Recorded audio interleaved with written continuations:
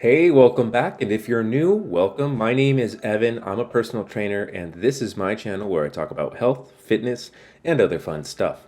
Thank you again for joining me. And if you're new and you haven't already, please press that subscribe button. It really does help me out. And if you find this helpful and useful and you think that can help somebody else, feel free to share this. That's what this content is for. So anyways, thank you so much. And let's go ahead and get on in to today's topic. Okay, so today's topic I wanted to center around meal prep. I know that a lot of us find meal prepping a little bit of a struggle, or some of us simply don't even attempt to do it simply because we don't know where to start. Hopefully with this video you can get a better idea of how to meal prep, as well as hopefully I can answer some of the questions that come along with meal prepping. Now, first things first is, where do we start? I would suggest setting some time aside before you even attempt to start cooking, making sure that you are writing down what you want to eat. So figuring out what is it that you want to have consistently throughout the week so that you're able to, one, enjoy the food that you're cooking, as well as making sure that you are getting enough nutrients for your daily requirement throughout the week so that you are living a healthier, happier life. What first I would suggest is start writing down foods that you enjoy. Have this in mind of breaking it into 3 different categories of your carbs, your fats, and your proteins, making sure that you're getting a sufficient amount of each macronutrient. Writing out different things. You don't just have to have chicken, broccoli, and rice every single day. That's kind of boring. You don't have to have just the bare minimum. You can get creative, but making a meal plan that works best for you. You get your sources of carbs, your sources of proteins, and your sources of fats. You are starting to put these meals together, and now you have your own personal menu, your own personal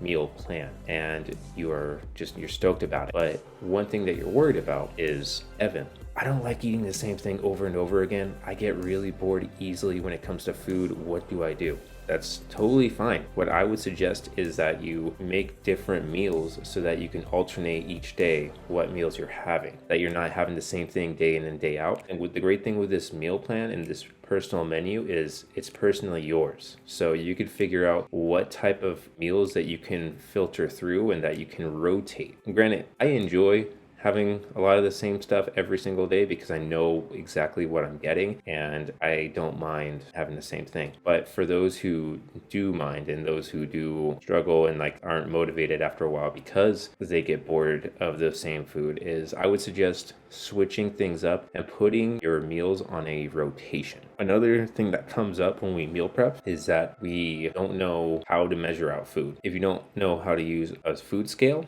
then I actually do have another video that actually goes into that. It's very simple to use, but if you don't have a food scale and you don't want to use a food scale, that's totally fine. You can use the hand measurement method. With your hand, for every meal that you have, there is the protein source, which is a measurement of your palm. You want to have 1 to 2 palms of protein per meal. Now, the next thing is your carbs, which is a cupped hand. You want to have 1 to 2 cupped hands of carbs. And then your fats, just a thumb, so 1 to 2 thumbs of fats per meal. And then on top of that, you want to have your veggies, having a fistful of veggies, getting 2 to 3 fists of veggies per meal. Again, this is all per meal. Just making sure that once you cook all your food and you don't have a food scale, you can totally use your hand to help measure out your meals for the week. Now, another thing that I see a lot of is when people are prepping their food or when they're cooking their food, they like to use a lot of butter, a lot of oil, olive oil, coconut oil. Those are healthy sources of fats. But one thing that a lot of people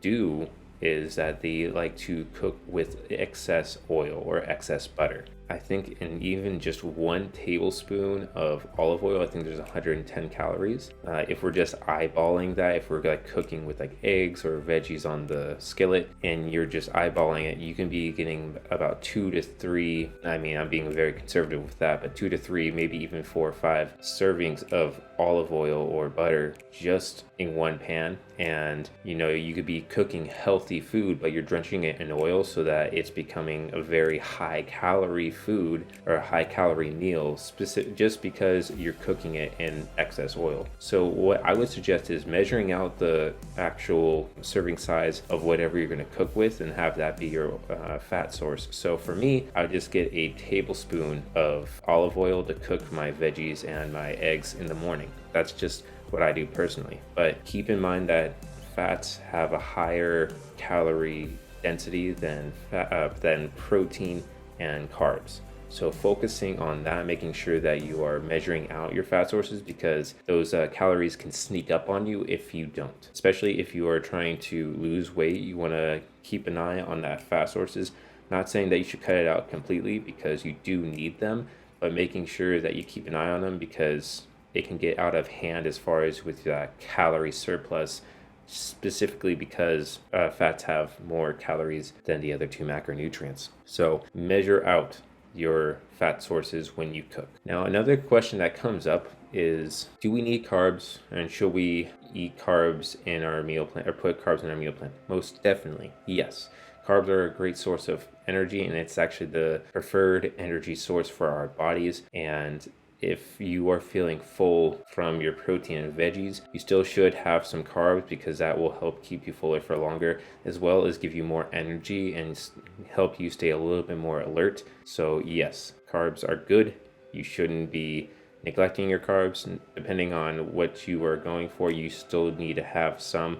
Again, use the hand portion method, just a cupped hand. If you don't feel like you should eat a lot of carbs because it fills you up way too much during the meal, still have at least just that 1 cup per meal. So that is it. That is what I have to offer for today's video. Hopefully that I answered some questions. And if you still have any questions, feel free to comment down below. Let me know what you want me to cover. Let me know what you want me to go more into if I didn't go into it enough in this video. So thank you so much again for watching, guys. I appreciate you. You guys are great.